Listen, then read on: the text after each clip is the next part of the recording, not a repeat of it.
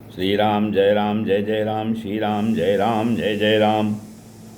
ध्येयं सदा परिभवग्नमभीष्टदोहं तीर्थास्पदं शिवविरिञ्चिनुतं शरण्यं भित्यार्तिहं प्रणतप्रालप्रभवाब्धिपोतं वन्दे महापुरुष ते चरणारविन्दम्। ओं श्री सीतारामचन्द्राभ्यां नमः, उमामहेश्वराभ्यां नमः।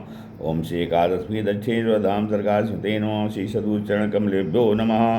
तत्संक्रमे आज श्रीमद्भागवत महापुराण के 10वें स्कंद से खट सप्तमो अध्याय 76वें अध्याय कथा है, जिसमें साल्व के साथ यादवों का युद्ध की कथा बताई जा रही है। श्री सुखदेव जी कहते हैं, अथान्यदपि कृष्ण से शुणु कर्माद्भुतम नृप कीडन शरीर से तथा यथा सौभापतिर्हतः शिशुपाल सखा साल्वो रुक्मिण्युद्वा आगतः यदुभिर्निर्जितः संख्ये जरासंधादयस्तथा।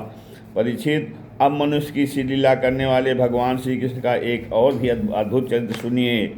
इसमें यह बताया जाएगा कि सौरभ नामक विमान का अधिपति साल्व किस प्रकार साल्व किस प्रकार भगवान के हाथ से मारा गया। साल्व शिशुपाल का सखा था और रुक्मिणी के विवाह के अवसर पर बारात में शिशुपाल की ओर से आया हुआ था। उस समय यदुवंशियों ने युद्ध में जरासंध आदि के साथ साथ साल्व को भी जीत लिया था। उस दिन सब राजाओं के सामने साल्व ने यह प्रतिज्ञा की थी कि मैं पृथ्वी से यदुवंशियों को मिटाकर छोड़ूंगा, सब लोग मेरा बल पौरुष देखना। परीक्षित, मूढ़ साल्व ने इस प्रकार प्रतिज्ञा करके देवाधिदेव भगवान पशुपति की आराधना प्रारंभ की।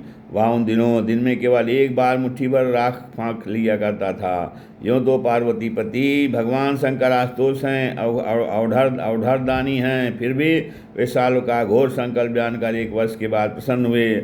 उन्होंने अपने शरणागत साल्व से वर मांगने के लिए कहा। उस समय साल्व ने यह वर मांगा, मुझे आप एक ऐसा विमान दीजिए जो देवता, असुर, मनुष्य, गंधर्व, नाग और राक्षसों से तोड़ा न जा सके। जहाँ इच्छा हो वहाँ चला जाए और यदुवंशियों के लिए अत्यंत भयंकर हो। भगवान शंकर ने कह दिया, तथास्तु। इसके बाद उनकी आज्ञा से विपक्षियों के नगर जीतने वाले मैदानों ने लोहे का सौभ नामक विमान बनाया और साल्व को दे दिया। यह विमान क्या था? एक नगर ही था। वह इतना अंधकार में था कि उसे देखना या पकड़ना अत्यंत कठिन था। चलाने वाला उसे जहाँ ले जाना चाहता वहीं उसके इच्छा करते ही चला जाता था। साल्व ने वह विमान प्राप्त करके द्वारका पर चढ़ाई कर दी, क्योंकि वह विष्णुवंशी यादवों द्वारा किए हुए वैर को सदा स्मरण रखता था। परीक्षित, साल्व ने अपनी बहुत बड़ी सेना से द्वारका को चारों ओर से घेर लिया और फिर उसके फल फूल से लदे हुए उपवन और उद्यानों को उजाड़ते और नगर द्वारों, फाटकों, राजमहलों, अटारियों, दीवारों और नागरिकों के मनोविरोध के स्थानों को नष्ट भ्रष्ट करने लगा। उस श्रेष्ठ विमान से शस्त्रों की झड़ी लग गई। बड़ी बड़ी चट्टानें, वृक्ष, वज्र, सर्प और ओले बरसने लगे। बड़े जोर का भवंडर उठ खड़ा हुआ, चारों ओर धूल ही धूल छा गई। परीक्षित, प्राचीन काल में जैसे त्रिपुरासुर ने सारी पृथ्वी को पीड़ित कर रखा था, वैसे ही साल्व के विमान ने द्वारकापुरी को अत्यंत पीड़ित कर दिया। वहाँ के नर नारियों को कहीं एक क्षण के लिए भी शांति न मिलती थी। फिर परम यशस्वी वीर भगवान उत्प्रद्युम्न ने देखा हमारी प्रजा को बड़ा कष्ट हो रहा है। तब उन्होंने रथ पर सवार होकर सबको ढाढ़स बंधाया और कहा कि डरो मत। उनके पीछे पीछे सात्यकी, चारुदेश, शाम्ब भाइयों के साथ था, क्रूर, कृतवर्मा, भानुबिंद, गद, सुख, सारणादि बहुत से वीर बड़े बड़े धनुष धारण करके निकले। वे सबके सब महारथी थे, सबने कवच पहन रखे थे और सबकी रक्षा के लिए बहुत से रथ, हाथी, घोड़े तथा पैदल सेना साथ साथ चल रही थी। इसके बाद प्राचीन काल में जैसे देवताओं के साथ असुरों का घमासान युद्ध हुआ था, वैसे ही साल्व के सैनिकों और यदुवंशियों का युद्ध होने लगा। उसे देखकर लोगों के रोंगटे खड़े हो जाते थे। प्रद्युम्न जी ने अपने दिव्य अस्त्रों से क्षण भर में ही सौभपति साल्व की सारी माया काट डाली। ठीक वैसे ही जैसे सूर्य अपनी प्रखर किरणों से रात्रि का अंधकार मिटा देते हैं। प्रद्युम्न जी के बाणों में सोने के पंख एवं लोहे के फल लगे हुए थे, उनकी गांठें जान नहीं पड़ती थी। उन्होंने ऐसे ही 25 बाणों से साल्व के सेनापति को घायल कर दिया और परम मनस्वी प्रद्युम्न जी ने सेनापति के साथ ही साल्व को भी 100 बाण मारे।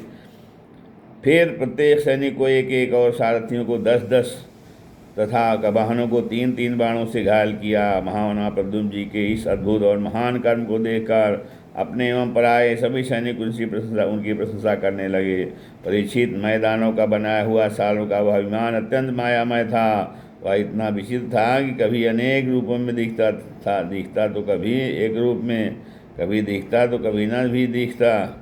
यदुवंशियों का इस बात का पता ही न चलता कि वह इस समय कहाँ हैं। वह कभी पृथ्वी पर आ जाता तो कभी आकाश में उड़ने लगता, कभी पहाड़ की चोटी पर चढ़ जाता तो कभी जल में तैरने लगता।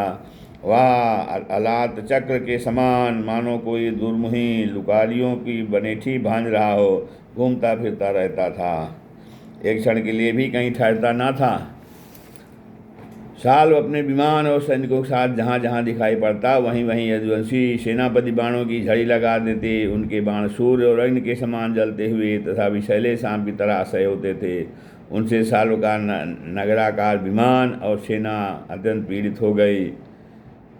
यहाँ तक कि यदुवंशियों के बाणों से साल स्वयं मूर्छित हो गया। परीक्षित साल के सेनापतियों ने भी यदुवंशियों पर खूब शस्त्रों की वर्षा कर रखी थी। इसमें से वे अत्यंत पीड़ित थे, परंतु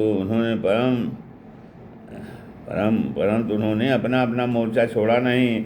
वे सोचते थे कि मरेंगे तो परलोक बनेगा और जीतेंगे तो विजय की प्राप्त होगी। परीक्षित साल के मंत्री का नाम था द्युमान, जिसे पहले प्रद्युम्न जी ने 25 बाण मारे थे। वह बहुत बली था। उसने झपट कर प्रद्युम्न जी पर अपनी फौलादी गदा से बड़े जोर से प्रहार किया और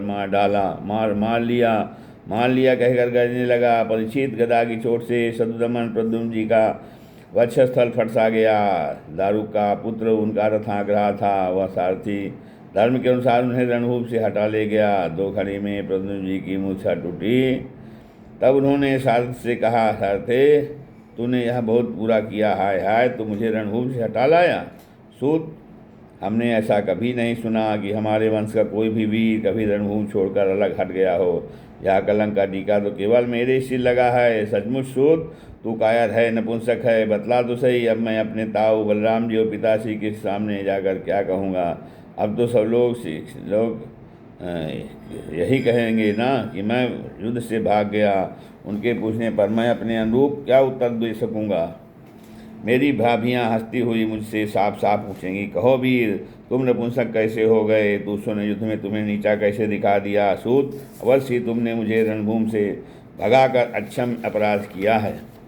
सारथी ने कहा, आयुष्मान, मैंने जो कुछ किया है सारथी का धर्म समझकर ही किया है। मेरे समर्थ स्वामी, युद्ध का ऐसा धर्म है कि संकट पड़ने पर सारथी रथी की रक्षा कर ले और रथी सारथी की। इस धर्म को समझते हुए ही मैंने आपको रणभूमि से हटाया है। शत्रु ने आप पर गदा का प्रहार किया था, जिससे आप मूर्छित हो गए थे, बड़े संकट में थे, इसी से मुझे ऐसा करना पड़ा। इस श्रीमद्भागवते महापुराणे परमहंस्यां संहितायां 10वें स्कंधे उत्तरार्धे शाल्युद्धे षट्सप्ततितमोऽध्यायः। श्रीराम जय राम, जय जय राम, श्रीराम।